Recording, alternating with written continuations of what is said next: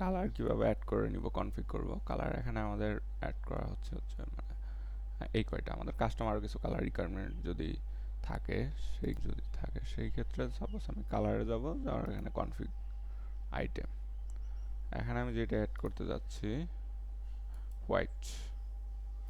So হোয়াইটে click করব, and then white কালারটা এখান থেকে সিলেক্ট করে দিব। হোয়াইট কালারটা সিলেক্ট করে দিলাম, দেন অ্যাড নিউ কালার। তারপরে যদি এখানে যাই ক্রিম,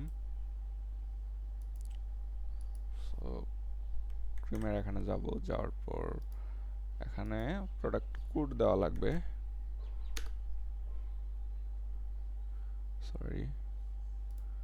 প্রোডাক্ট কোড দিতে হবে।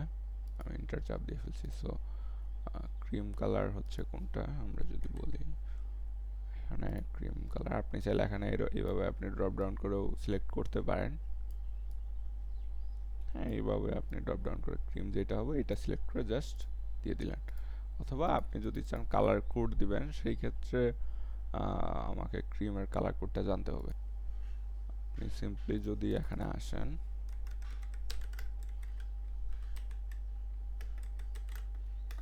গুগলে যদি সার্চ করেন, সেই ক্ষেত্রে আপনি সহজে পেয়ে যাবেন। আপনি এখানে যদি আমি কালার কোডটা দিয়ে দিই,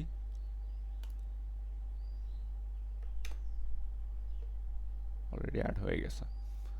সো নেক্সট হচ্ছে আমাদের আরেকটা রিকোয়ারমেন্টস পার্পল। সো পার্পলের ক্ষেত্রে নিউ পার্পলের কালার কোডটা আমি জানি না। সো আপনি ChatGPT অথবা যে কোনো জায়গায় যদি কালার কোড লিখে সার্চ করেন, সো আপনি ইজিলি পেয়ে যাবেন। পার্পলের কালার কোড, পার্পলের কালার কোড। সো আমার ওয়েবসাইটে কালার অ্যাড করা শেষ। আমি যাবতীয় প্রয়োজন অনুযায়ী আমার প্রোডাক্টের যদি আরও অন্যান্য কালার থাকে, প্রথমে আমি এখান থেকে এসে অ্যাড করে নিব।